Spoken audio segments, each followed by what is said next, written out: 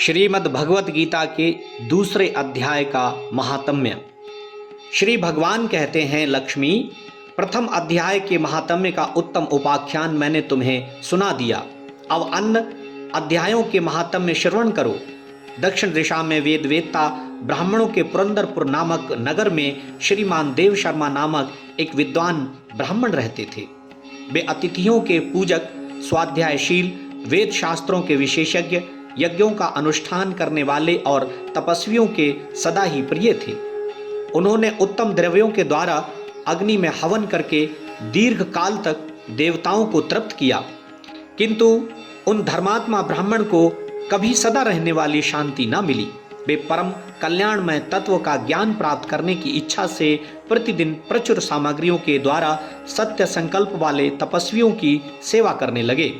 इस प्रकार शुभ आचरण करते हुए उन्हें बहुत समय बीत गया। तदंतर एक दिन पृथ्वी पर उनके समक्ष एक त्यागी महात्मा प्रकट हुए। वे पूर्ण अनुभवी, आकांक्षा रहित, नासिका के अग्रभाग पर दृष्टि रखने वाले तथा शांत चित्त थे। निरंतर परमात्मा के चिंतन में संलग्न हो वे सदा आनंद विभोर रहते थे। देव शर्मा ने उन नित्य संतुष्ट तपस्वी को शुद्ध भाव से प्रणाम किया और पूछा, महात्मन, मुझे शांतिमय स्थिति कैसे प्राप्त होगी?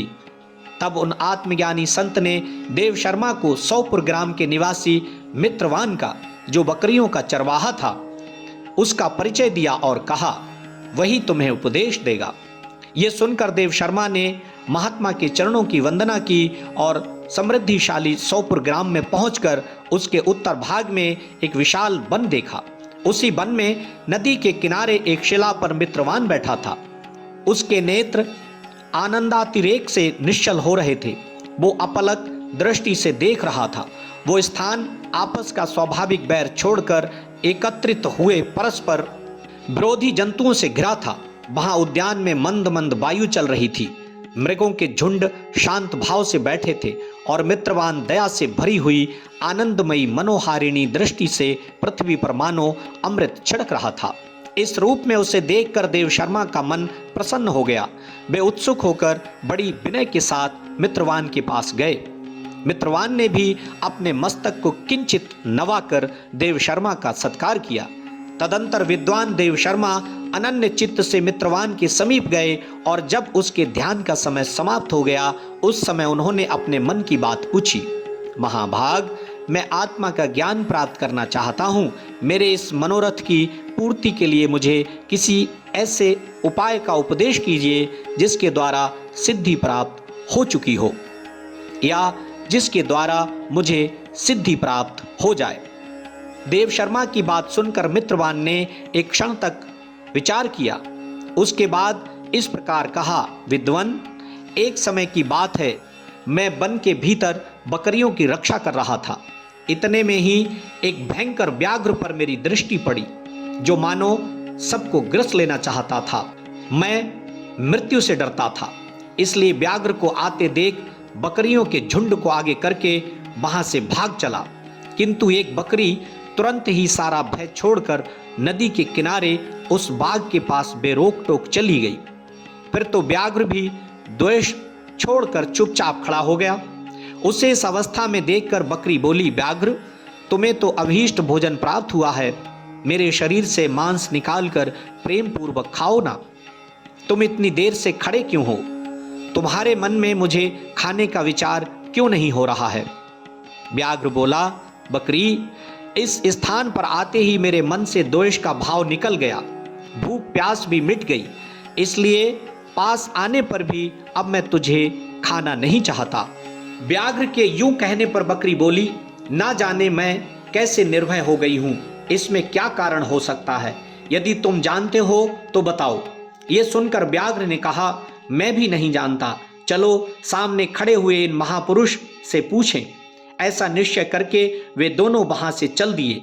उन दोनों के स्वभाव में ये विचित्र परिवर्तन देखकर मैं बहुत विस्मय में पड़ा था। इतने में ही उन्होंने मुझसे ही आकर प्रश्न किया। वहां वृक्ष की शाखा पर एक वानर राज रहता था। उन दोनों के साथ मैंने भी वानर राज से पूछा। विप्रवर, मेरे पूछने पर वानर राज ने आदर पूर्वक कहा, अजापाल, सुनो, इस विषय में मैं तुम्हें प्राचीन वृतांत सुनाता हूँ।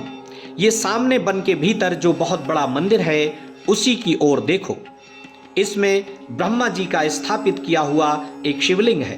पूर्व काल में यहाँ सुकर्मा नामक एक बुद्धिमान महात्मा रहते थे, जो तपस्या में संलग्न होकर इस मंदिर में उपासना करते थे। वे वन से फूलों का संग्रह कर लाते और नदी के जल से पूजनीय भगवान शंकर को स्नान कराकर उनकी पूजा किया करते थे। इस प्रकार आराधना का कार्य करते हुए सुकर्मा यहाँ निवास करते थे। बहुत समय के बाद उनके समीप किसी अतिथि का आगमन हुआ। सुकर्मा ने भोजन के लिए फल लाकर अतिथि को अर्पण किया और कहा, विद्वान, मैं केवल तत्वज्ञान की इच्छा से भगवान शंकर की आराधना करता हूँ।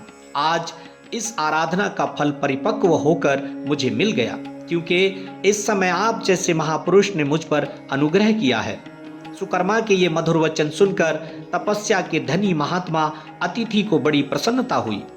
उन्होंने एक शिलाखंड पर गीता का दूसरा अध्याय लिख दिया और ब्राह्मण को उसके पाठ एवं अभ्यास के लिए आज्ञा देते हुए कहा, ब्राह्मण, इससे तुम्हारा आत्मज्ञान संबंधी मनोरथ अपने आप सफल हो जाएगा। यूं कहकर वे बुद्धिमान तपस्वी सुकर्मा के सामने ही उनके देखते देखते अंतर्ध्यान हो गए।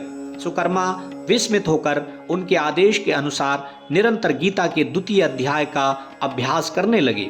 तदंतर दीर्घ काल के पश्चात अंतःकरण शुद्ध होकर उन्हें आत्मज्ञान की प्राप्ति हुई। फिर वे जहां जहां गए वहां वहां का तपोवन शांत हो गया। उनमें शीत उष्ण और राग द्वेष आदि की बाधाएं दूर हो गईं। इतना ही नहीं, उन स्थानों में भूख प्यास का कष्ट भी जाता रहा तथा भय का सर्वथा अभाव हो गया।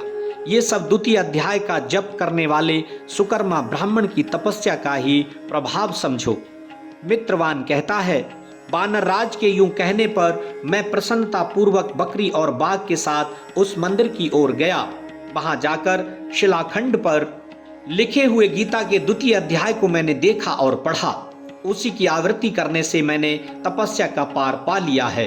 अतः भद्र पुरुष, तुम भी सदा द्वितीय अध्याय की ही आवृत्ति किया करो। ऐसा करने पर मुक्ति तुमसे दूर नहीं रहेगी। श्री भगवान कहते हैं, प्रिय मित्रवान के इस प्रकार आदेश देने पर देव शर्मा ने उसका पूजन किया और उसे प्रणाम करके पुरंदरपुर की राह ली। वहां किसी देवालय में पूर्वोक्त आत्मज्ञानी महात्मा को पाकर उन्होंने ये सारा वृतांत निवेदन किया और सबसे पहले उन्हीं से द्वितीय अध्याय को पढ़ा। उनसे उपदेश पाकर शुद्ध अंतःकरण वाले देव शर्मा प्रतिदिन बड़ी श्रद्धा के साथ द्वितीय अध्याय का पाठ करने लगे। तब से उन्होंने अनवद्य प्रशंसा के योग्य परम पद को प्राप्त कर लिया। लक्ष्मी, ये द्वितीय अध्याय का उपाख्यान कहा गया। प्रेम से बोलिए श्री कृष्णचंद्र भगवान की जय। ओम श्री कृष्णार्पणमस्तु। ओम श्री कृष्णाय नमः।